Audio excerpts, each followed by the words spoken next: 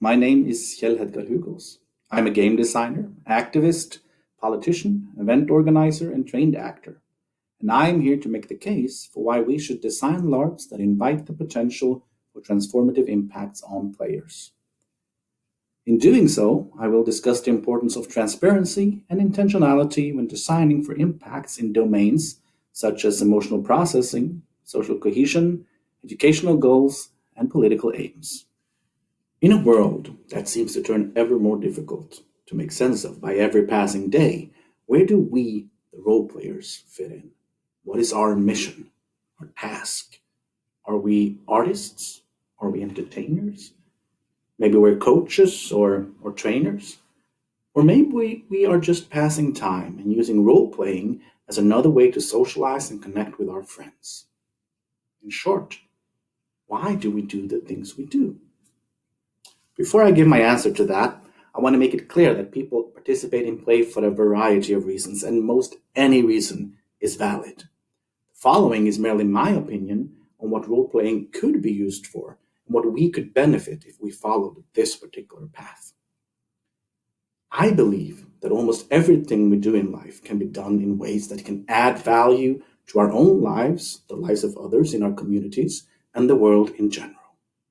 Role-playing is in no way an exception to this, and it is my own hope that we as a collection of communities can rise to the challenge and help a world that needs healing now more than ever.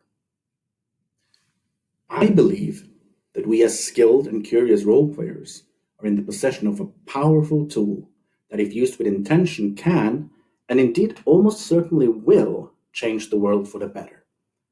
On the other side of that coin, if we choose to not address or comment on important issues, if we choose to not facilitate for expansion and understanding, if we choose to not lay down frameworks for growth or even help participants make sense of the world that exists outside of the magic circle, we are letting important and potentially very powerful opportunities pass us by. My vision for the future of LARP is that we explore the limits of our craft, learn to use it to the extent of its potential, and then wield it to enact the change that we want to see in the world. I know that it's a tall order, maybe even painfully naive to believe in.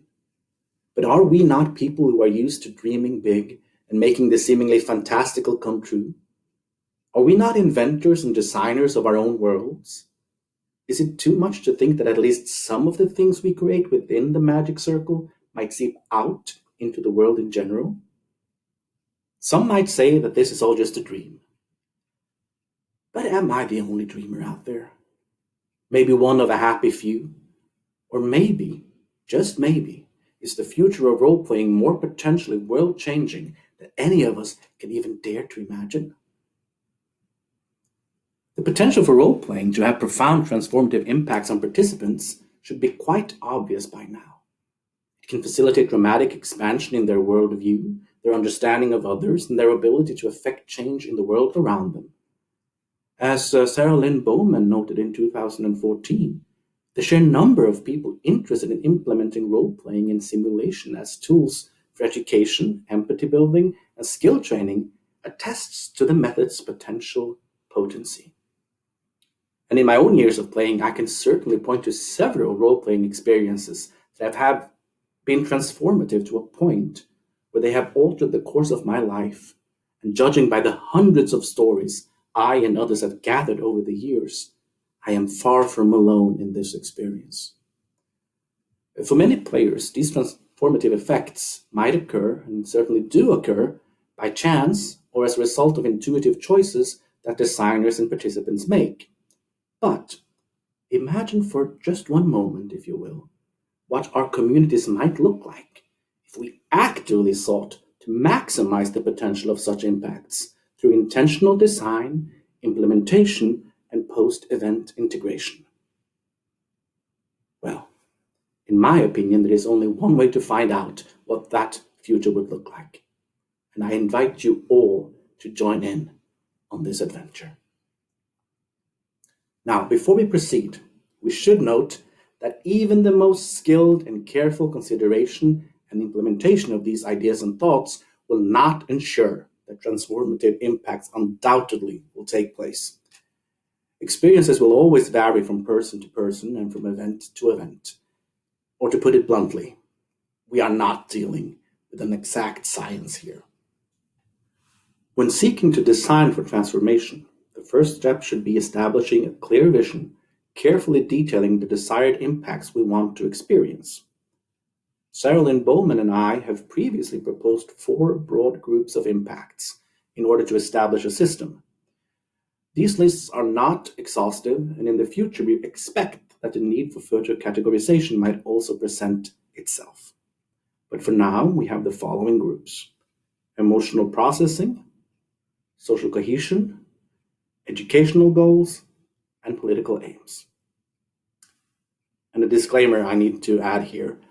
Designing for certain types of impacts, such as therapeutical aims, may require advanced training, consultation with experts, or increased safety measures. As you can see, on these 2 slides, I have listed the groups that we proposed.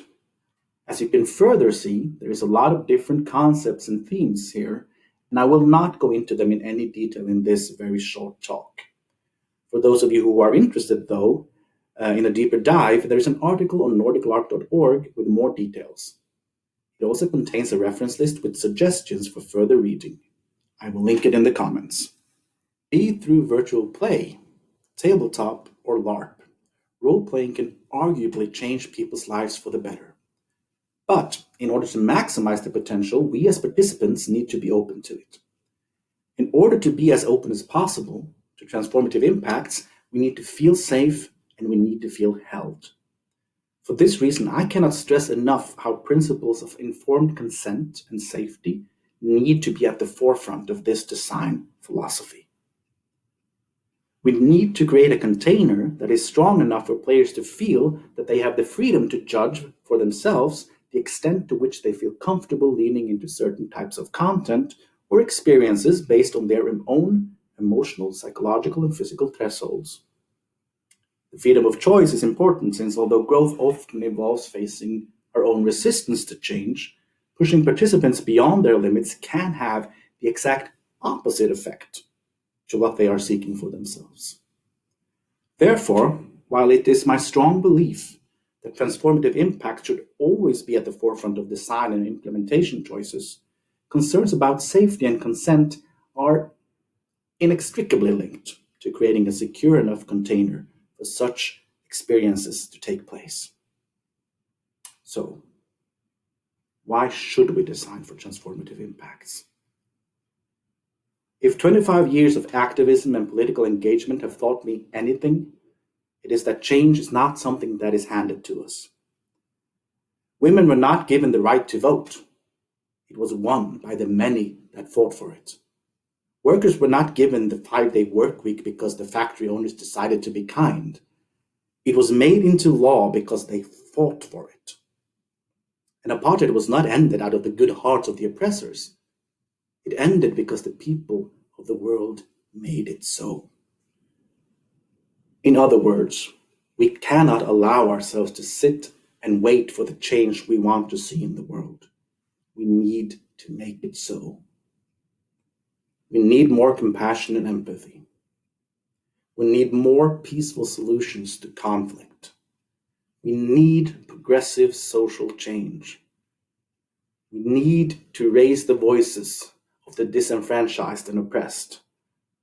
We need to heal our own wounds, and we need to heal the wounds of the many. The needs are many, and the time is now. So let us add our skills and knowledge to the efforts and help make it so. This is my vision for the future. Thank you.